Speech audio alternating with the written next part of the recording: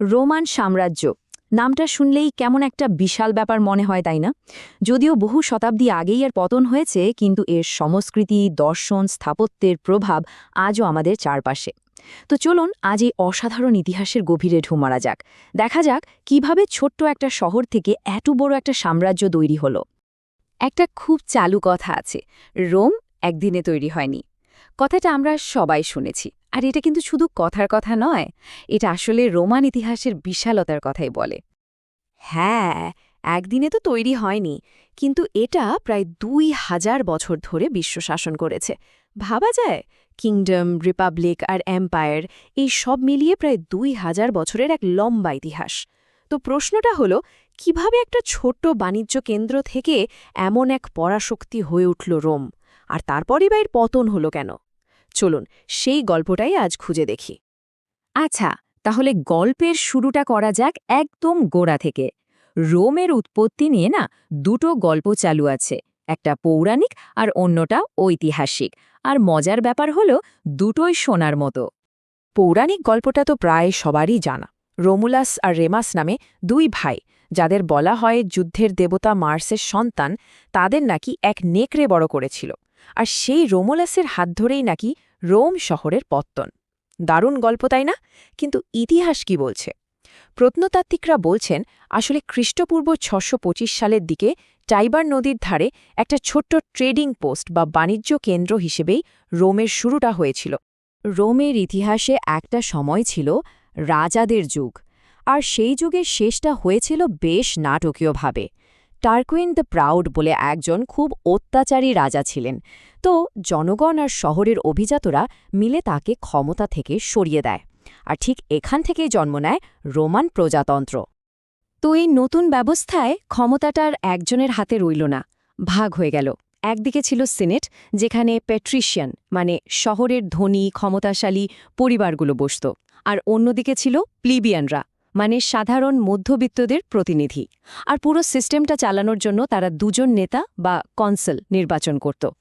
প্রজাতন্ত্র তো হলো, আর এর পর থেকে রোম যেন ডানা মেলে উড়তে শুরু করল। রাজ্যের সীমা বাড়তে লাগলো খুব দ্রুত। কিন্তু কথা আছে না, ক্ষমতা বাড়লে সমস্যাও বাড়ে। ঠিক তাই হলো রোমের সাথে।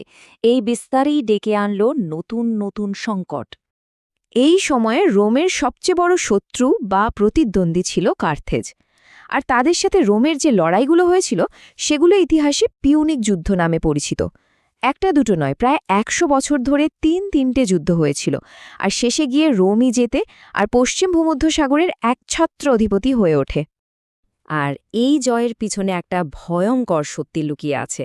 শেষ পিউনিক যুদ্ধে কার্থেজের প্রায় ২,০০,০০০ নাগরিককে হত্যা করা হয়েছিল বলে ধারণা করা হয়। শুধু তাই না, পুরো শহরটাকে জ্বালিয়ে পুড়িয়ে মাটির সাথে মিশিয়ে দেওয়া হয়েছিল। মানে রোমের নিষ্ঠুরতার একটা ভয়ঙ্কর উদাহরণ এটা। ব্যাপারটা অদ্ভুত, তাই না? এই যে এত সাফল্য, এত বড় জয়, এটাই যেন রোমের জন্য কাল হয়ে দাঁড়াল।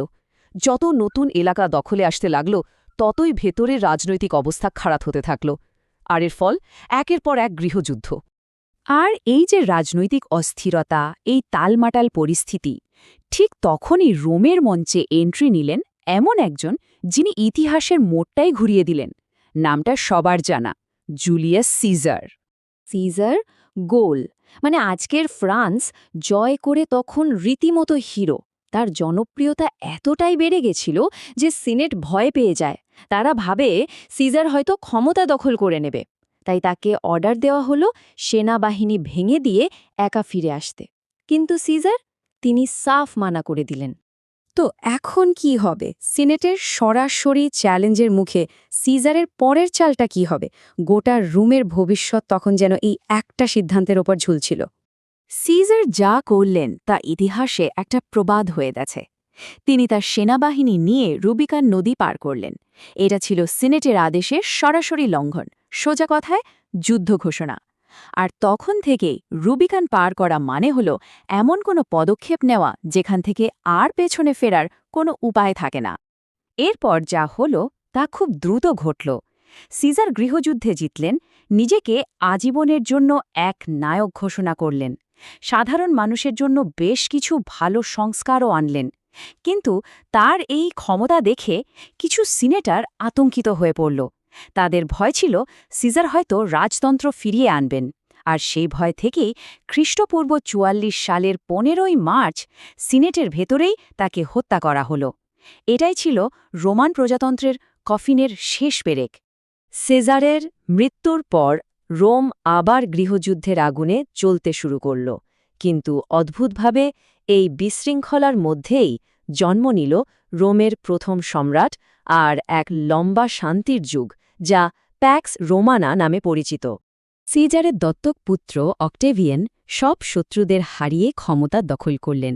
তিনি অগাস্টাস উপাধি নিলেন আর হয়ে উঠলেন রোমের প্রথম সম্রাট। তার প্রায় ৪১ বছরের শাসনকালকেই বলা হয় প্যাক্স রোমানা বা রোমান শান্তি। এটা ছিল এমন একটা স্থিতিশীলতার সময় যা রোম আগে কখনো দেখেনি। তবে অগাস্টাসের পর সবাই যে ভালো শাসক ছিলেন তা কিন্তু নয়। একদিকে যেমন ছিল শান্তির যুগ, তেমনই অন্যদিকে ক্যালিগুলার মতো পাগল বা নিরোর মতো নিষ্ঠুর সম্রাটরাও এসেছেন। তাদের শাসনকাল ছিল মাসানি প্যাক্স রোমানা ঠিক উল্টো। অবশ্য এর মাঝেই ভালো সম্রাটদের যুগও এসেছিল। যেমন ধরুন, ট্রাজানের সময় সাম্রাজ্য তার সবচেয়ে বড় আকারে পৌঁছেছিল। হ্যাড্রিয়ান তৈরি করেছিলেন বিশাল সব দেয়াল আর প্যান্থিয়ানের মতো স্থাপত্য। আর মার্কাস অরেলিয়াস তো ছিলেন একজন দার্শনিক সম্রাট। এই সময়টাকে রোমের স্বর্ণযুগ বলা যেতে পারে। কিন্তু কথায় বলে সবকিছুরই শেষ আছে। রোমের ক্ষেত্রেও তার ব্যতিক্রম হয়নি। একটা সময় পর থেকে এই বিশাল সাম্রাজ্যের ধীর কিন্তু নিশ্চিত পতন শুরু হলো, বিশেষ করে এর পশ্চিম অংশের। সাম্রাজ্যটা এত বিশাল হয়ে গেছিল যে একা একজনের পক্ষে সামলানো মুশকিল হয়ে পড়ছিল। এই সমস্যা সমাধানের জন্য সম্রাট ডায়োক্লেটিয়ান ২৮৫ খ্রিস্টাব্দে একটা নতুন সিস্টেম চালু করলেন, টেট্রার্কি।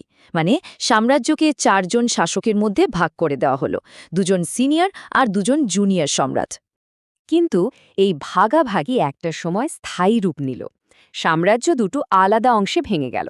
ল্যাটিনভাষী পশ্চিম অংশটা ধীরে ধীরে অর্থনৈতিক সংকটে ডুবে যাচ্ছিল, আর অন্যদিকে গ্রিকভাষী পূর্ব অংশটা তখনও অনেক ধনী আর শক্তিশালী ছিল। দুর্বল হয়ে পড়া পশ্চিম সাম্রাজ্য এরপর বারবার বাইরের আক্রমণের শিকার হতে থাকল। গথ, ভ্যান্ডেলদের মতো বিভিন্ন গোষ্ঠী এসে রোম শহরকে লুট করল। আর এই পতনের শেষটা হল ৪৭৬ খ্রিস্টাব্দে, যখন শেষ পশ্চিমা রোমান সম্রাট রোমিউলাস অগস্টুলাসকে ক্ষমতা থেকে সরিয়ে দেয়া হল, আর এর সাথে পশ্চিম রোমান সাম্রাজ্যের আনুষ্ঠানিক পতন ঘটল। অবশ্য গল্পের শেষ এখানেই নয়। পূর্ব অংশটা, যা পরে বাইজেন্টাইন সাম্রাজ্য নামে পরিচিত হয়, সেটা আরও প্রায় ১০০০ বছর টিকেছিল। কিন্তু মূল প্রশ্নটা হল যে সাম্রাজ্য প্রায় ২০০০ বছর ধরে টিকেছিল, তার প্রভাব কি সত্যিই শেষ হয়ে গেছে?